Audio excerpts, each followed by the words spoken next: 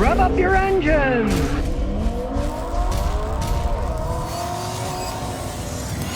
Now, I've been using WD-40 for all kinds of things, but it's come to my attention that there are some things you shouldn't use it for that I've seen people use it and cause problems. So first I'm going to show you things you don't want to use WD-40 for. Now, numero uno is don't spray it on squeaking fan belts, or to be politically correct these days, serpentine drive belts. Now, if you got squeaky fan belts, don't spray WD-40 on it. I've seen people do it, and yeah, it'll stop the squeaking for a while, but the belts are made to run dry.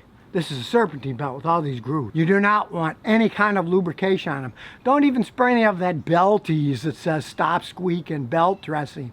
These are made to run naked. You don't want anything on them. So if they're squeaking, they're either worn out and they need replacing, or if they're adjustable ones like my old Celica, they need to be tightened up, or if you got a modern car with an automatic tensioner, you might need a new automatic tensioner. But do not spray WD-40 on them. Now, the next thing not to do is don't spray it on your tires to polish them. If you want to make your tires shine, use stuff like this Blue Shine that's made for shining rubber tires. Think about it. WD-40, a lot of it is a lubricant. You don't want to lubricate your tires.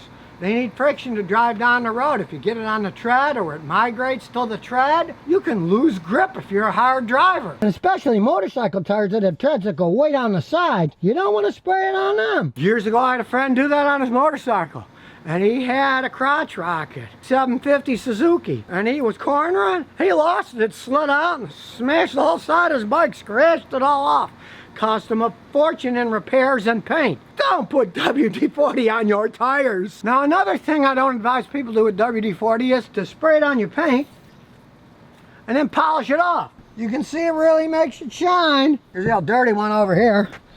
This is the one I shined up. But this is something devious people do before they sell you a used car. It will make it shine like mad, but it quickly fades off. And then, of course, you got a faded car, and if you do want to paint the car, you have to have all that stuff stripped off. It's not made for polishing cars. Only devious people do that. And over the years, I've had a few customers buy a car like that, look real shiny, and then a month or two later, they brought it in and said, "Oh, Scotty, my used car, look, the paint looks horrible." And I look at it and say, "Oh, geez, they probably sprayed it with WD-40 and polished it all off so it looks shiny." And the worst thing is, I just shined this whole thing to show you. It really shows up well in pictures. So pictures of used cars look really good that way.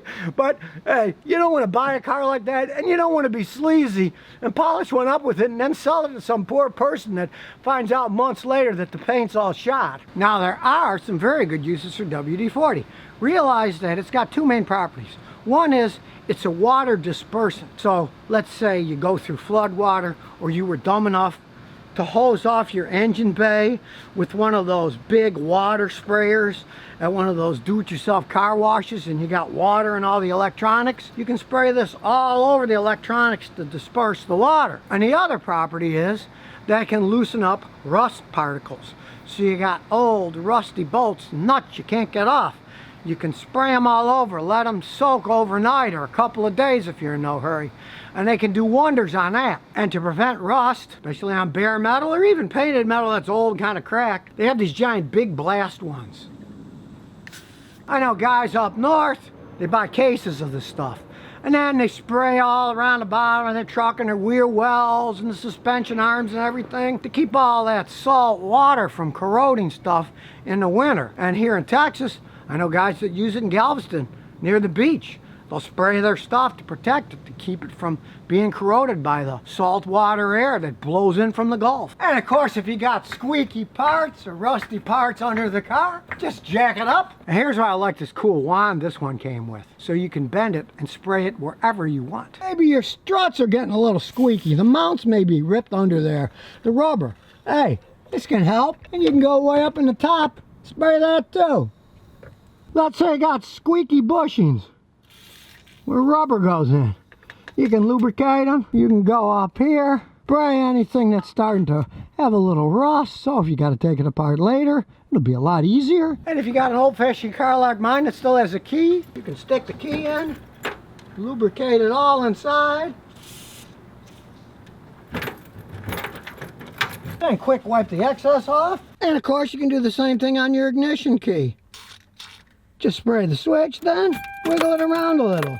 Now I know a lot of people are going to whine about that. They'll say, oh Scotty, you shouldn't use it on locks. Well, heck, yeah, there's a lot of other sprays you can use, but I've been using this stuff for 50 years on locks. I never had a problem. The WD-40 doesn't harm any electronics, so you do it on the ignition switch. It's not going to hurt any electronic parts.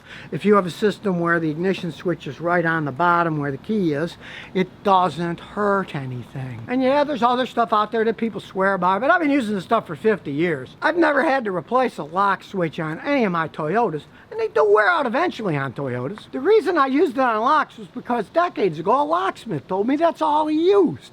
He said, I've seen guys use graphite stuff and the graphite will build up and block the lock. He said, that's why I use WD-40. They don't block up anything. And there's something you can partially use WD-40 for. Let's say your door hinges are getting rusty. We just open it up and spray the rusty hinges. Then you can let it soak for a few days, but then you should wipe any excess off and use this. Now this is WD-40 water resistant silicone spray.